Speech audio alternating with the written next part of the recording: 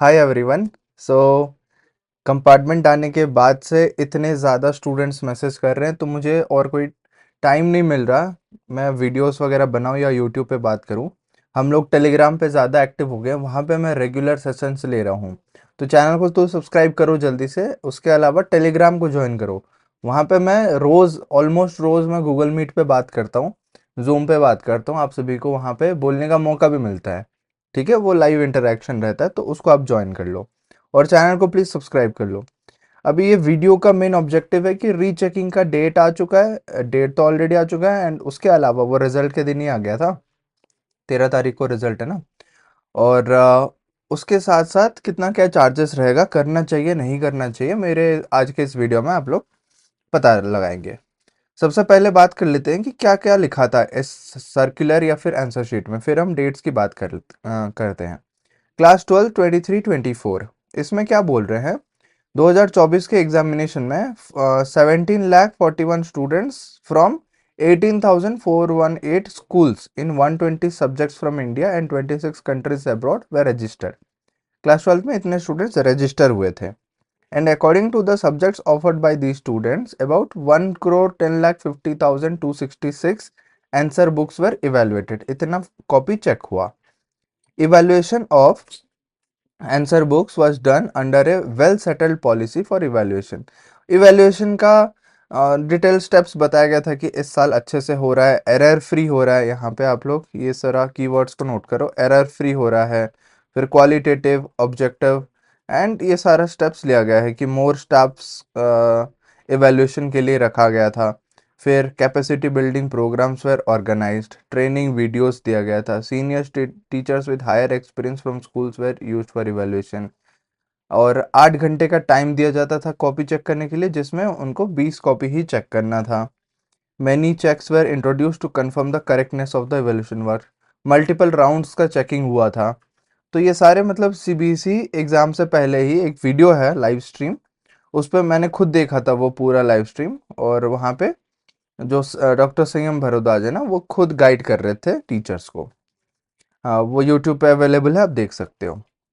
But अभी जो लोग ये सारा होने के बाद भी अपने आंसर से, अपने मार्क्स से सेटिस्फाइड नहीं है, तो वो लोग रीवैल्यूएशन के प्रोसेस में आगे जा सकते हैं। बट इसका प्रोसेस कैसा है, कितना पैसा लगेगा, वर्थ इट है नहीं है, वो बताता हूँ। वेरिफिकेशन ऑफ मार्क्स पहले आपको करना पड़ेगा, फिर obtaining photocopy of the evaluated answer sheet and re evaluation of answers. ये है इनका 3 स्टेप जिसके जरिए से आप अपना मार्क्स री इवेल्युएट यानी कि पेपर फिर से चेक करवा सकते हो। तो वो भी चाहते हैं कि ओनली सीरियस स्टूडेंट जो सच में चैलेंज कर रहे हैं सीबीएसई को, वही लोग अप्लाई करें। ओके, तो ये आप डिटेल में पढ़ना जो कुछ भी लिखा हुआ है। Request for all the processor will be accepted only online, कोई ऑफलाइन में नहीं होगा, डिमांड ड्राफ्ट वगैरह नहीं, only online credit card debit card net banking ही लिया जाएगा। Processing shall not be accepted through postals, ये बता दिया गया। अगर आप फी पेमेंट नहीं करते हो तो फिर कैंसिल हो जाएगा, इनकम्प्लीट ऑफलाइन या विदाउट फी एप्लीकेशन रिजेक्टेड, ये रिजेक्ट हो जाएगा। Only a single application for each step per candidate will be accepted in the online process। एक स्टूडेंट का एक एप्लीकेशन ही आना चाहिए, भले आप कितने भी सब्जेक्ट के लिए करो, एक ही फॉर्म में। मैं फॉर्म बता दूंगा अगले वीडियो में कैसे भरते हैं, बट अभी बता देता हूँ कि ये सारे स्टेप्स कैसे आपको फॉलो करने हैं। ये हो गया, ये बार बार इनको बोल्ड करके हाईलाइट करके बता रहे हैं। Once applied no second opportunity will be accorded. Board will not be responsible for any consequences due to revision of marks or delay in the process for reasons beyond control। है ना, delay हो सकता है, वो board का मतलब कुछ भी रीजन हो सकता है, बट बोर्ड रिस्पॉन्सिबल नहीं होगा। जो सबसे इंपॉर्टेंट पॉइंट है वो है पॉइंट नंबर 6, किसी भी स्टूडेंट्स के लिए। Decrease even bye 1 mark shall be affected. अगर 1 मार्क घटता भी है तो फिर भी वो मार्क्स रिफ्लेक्ट होगा कि अगर आपके मार्क्स हैं 40 मार्क्स है और अगर आप रीवैल्यूएशन के लिए डाल रहे हो और 40 से हो गया 39 या 38, घटता भी है ना मार्क्स, वो मार्क्स आपको रिफ्लेक्ट हो जाएगा, वो आपका फाइनल मार्क हो जाएगा, ना कि 40 कि आपका 40 पहले था।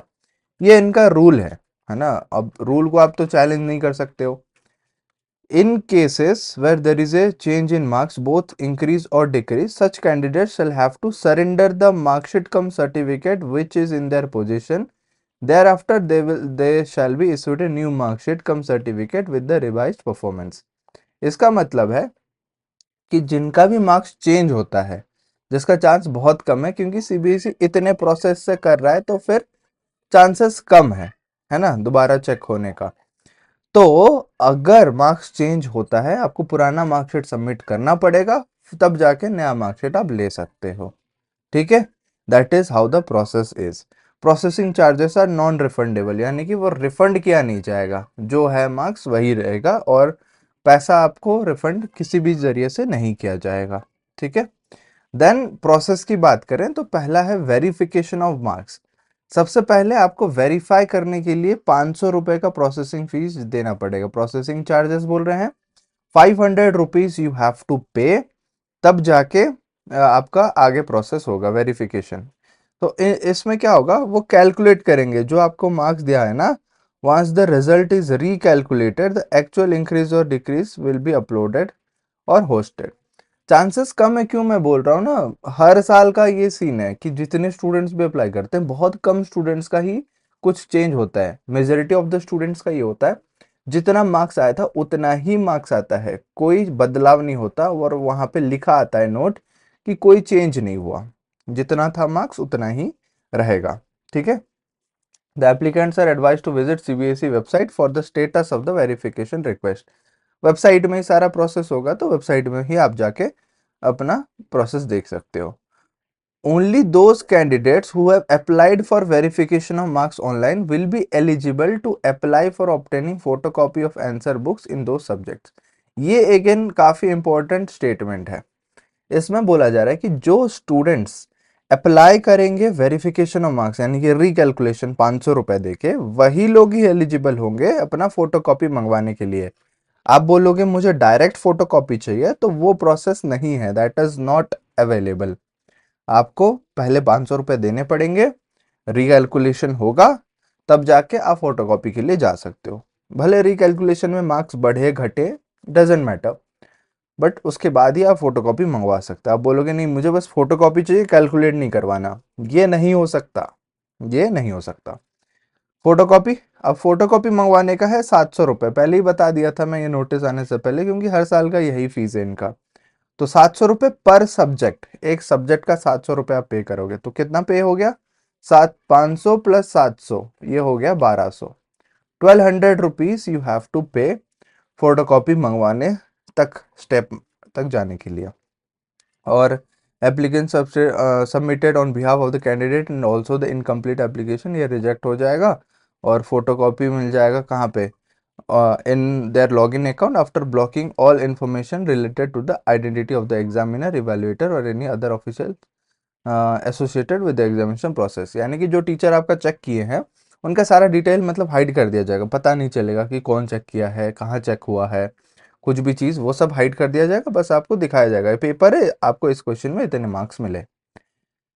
ठीक है, एंड यहाँ पे बोल्ड वाला पढ़ते हैं, if the candidate desires to challenge the marks awarded to any answers then he और she will have to apply online for revaluation of answers. मैं बता देता हूँ एक चीज सुनो, ये ना मतलब बहुत मल्टीपल प्रोसेस वाला स्टेप है। फोटोकॉपी मंगवा लिए, फिर आपको वेट करना है जब नेक्स्ट डेट आएगा, उसमें आप चैलेंज कर सकते हो कि इस क्वेश्चन में मेरा मार्क्स बढ़ सकता है, इस क्वेश्चन में आंसर मुझे मार्क्स नहीं मिला है, तब जाके वो प्रोसेस करोगे। अब ये प्रोसेस तक तो स्टूडेंट्स पैसे ऐसे लुटा लुटा के थक चुके होते हैं, तो और आगे वो प्रोसेस नहीं करते हैं। बट फिर भी अगर आप करना चाहो, पर क्वेश्चन का 100 रुपए, अगर आप 10 क्वेश्चन भी करते हो, 10 इंटू 100 इक्वल्स टू 1000 रुपीज, तो 1000 रुपए आपको देने पड़ेंगे 10 क्वेश्चन दोबारा चेक करवाने के लिए। ठीक है, यही प्रोसेस है।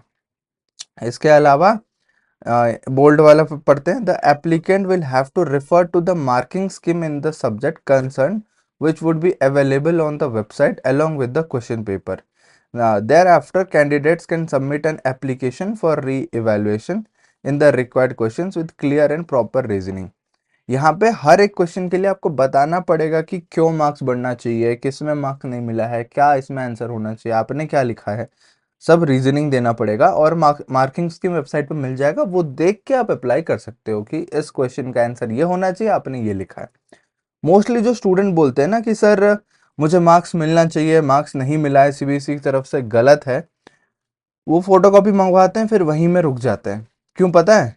क्योंकि ना वो उस तरीके से लिखे ही नहीं होते हैं कि उनको मार्क्स मिले, वो बस कहने के लिए या पेरेंट्स से बचने के लिए बोलते हैं कि सर मुझे तो, मतलब मुझे भी बोलते हैं, ऐसे टीचर्स लोग को भी बोलते हैं कि सर मुझे तो मार्क्स मिलना चाहिए, नहीं मिला है। यार मिलना चाहिए तो फोटोकॉपी मंगवाओ। और फोटोकॉपी क्यों नहीं मंगवाते हैं? क्योंकि उन्हीं को पता है वो आंसर शीट में क्या लिखे। अगर सही से लिखे होते तो फिर उनको मार्क्स मिल रहा होता। ये हो गया। यहाँ पे भी वही है कि decrease of even bye 1 mark shall be affected. Mark बढ़ेगा तो वो रिफ्लेक्ट होगा, बट अगर 1 मार्क्स घटता भी है वो आपको शो करेगा। ठीक है, ये सारा प्रोसेस हो गया। फोटोकॉपी आरटीआई अंडर के अंदर ऐसे प्रोवाइड किया जा रहा है वगैरह, हो गया। चलो डेट्स की बात कर लेते हैं। 17 तारीख यानी कि आज ही आप वीडियो देख रहे हो शाम, आज शुरू हो गया था, मैं सुबह वीडियो नहीं बना पाया, कोई बात नहीं, फिर भी आपके पास टाइम है। 17, 18, 19, 20, 21, ये 5 डेज का आपको टाइम मिल रहा है रात 12 बजे तक। 500 पर सब्जेक्ट आप अप्लाई कर सकते हो। देन ऑब्टेनिंग फोटोकॉपी का क्या है? 2 दिन आपको मिल रहे हैं, 1 जून और 2 जून। ठीक है, 2 दिन यहाँ पे मिलेगा। इसमें 700 रुपये मैंने आपको बताया पर फोटोकॉपी। फिर री इवेल्युएशन, आप चैलेंज करोगे कि इस क्वेश्चन में मार्क्स बढ़ना चाहिए नहीं बढ़ना चाहिए, तो ये 1-2 हो गया। फिर प्रोसेसिंग का टाइम जाएगा बीच में, 6 और 7 तारीख, 6 और 7 जून। ये 2 दिन में आपका री इवेल्युएशन वगैरह होगा। इसमें 100 पर क्वेश्चन, एक क्वेश्चन का 100 रुपये। यही है process. All processes being online, all days are considered as working. कोई यहाँ पे ऐसा नहीं कि सैटरडे है, संडे है, कोई पब्लिक हॉलीडे है तो फिर छुट्टी रहेगा, ऐसा कुछ नहीं रहेगा, क्योंकि सारा चीज़ ऑनलाइन हो रहा है, तो फिर ऑनलाइन किसी भी दिन हो सकता है। That's why no holiday. यही है प्रोसेस। और 10th वालों के लिए सारा नोटिस सेम है, बस यहाँ पे जो नंबर ऑफ स्टूडेंट्स अप्लाई किए थे, यहाँ पे 22 लाख कुछ हुआ था। तो देखो टोटल स्टूडेंट्स अगर आप कंसिडर करोगे, यहाँ पे 17 लाख और यहाँ पे 22 लाख, दोनों को जोड़ दो, ये हो गया 39 लाख। मैंने बताया था 40 लाख से भी ज़्यादा स्टूडेंट्स अप्लाई किए हैं, सो ये ऐसे हो गए। इसलिए इतने फोटोकॉपी और आंसर शीट सारा इवेल्युएट होके प्रोसेस में गया हुआ है। चलो अब इसमें बात करते हैं। ये तो 500 रुपये ही रहेगा आपका एक सब्जेक्ट का, बट फोटोकॉपी मंगवाने के लिए 500 रुपये है। 12th का जो 700 है वो 10th वालों के लिए 500 रुपये है। और यहाँ पे पर क्वेश्चन 100 रुपये वो फिक्स्ड है। तो यहाँ पे फोटो मंगवाने के लिए 10th वालों को कितना लग जाएगा?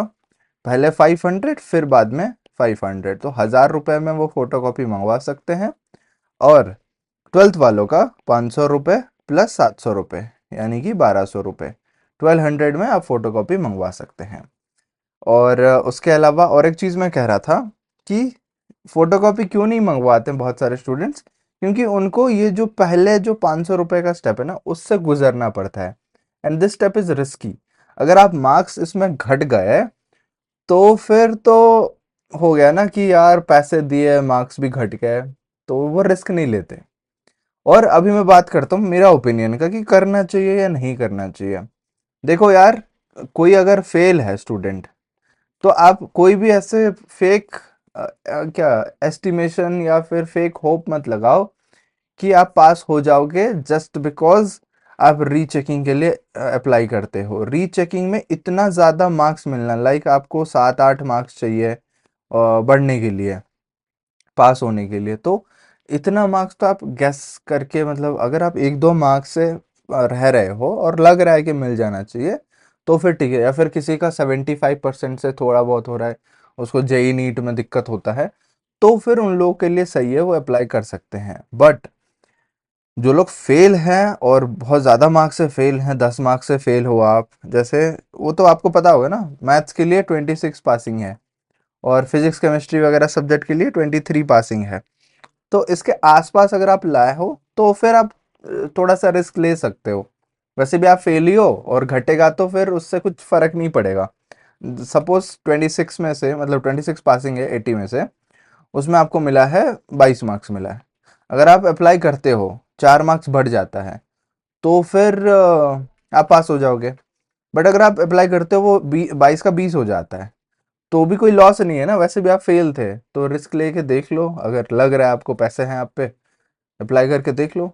तो यही मैं सजेशन दूंगा। 25 मार्क्स आ रहे हैं, तो 25 मार्क और 26 मार्क में अंतर है पास और फेल का। तो 25 मार्क अगर 20 भी हो जाता है, तो फिर आपका कोई लॉस नहीं है, आप वैसे भी फेल कैटेगरी में हो। ऐसा मत सोचो कि अगले साल बढ़ जाएगा या प्रैक्टिकल का ऐड होके पास हो जाओगे। 12th वालों के लिए अलग से पास होना पड़ता है, थ्योरी और प्रैक्टिकल। तो ये रिस्क वाला मतलब थोड़ा सा गैम्बलिंग है। अगर आप रिस्क ले सकते हो, चांस ले सकते हो, तो ले लो। बट अगर आपका 26 आया है या 27 आया है, और तब आप सोच रहे हो कि 30 आ जाए, 35 आ जाए, तब रिस्क है। अगर घट गया तो पास या फेल हो सकते हो। सो बोला है ना, decrease of even 1 marks will be reflected. तो 27 का अगर 26 हो गया, तो फिर आप जस्ट पास में आ जाओगे। 26 का 25 हो गया, तो आप फेल हो जाओगे। So that is the game. बाकी प्रोसेस है, और कुछ डाउट है तो मुझे बताना, फिर बाकी मैं ऑनलाइन प्रोसेस कैसे होता है वो अगले वीडियो में बताता हूँ।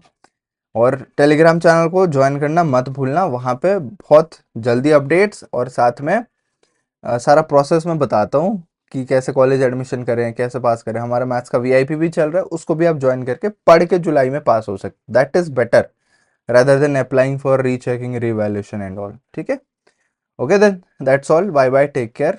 मिलते हैं अगले वीडियो में, तब तक keep learning, keep exploring and keep smiling. Thank you so much.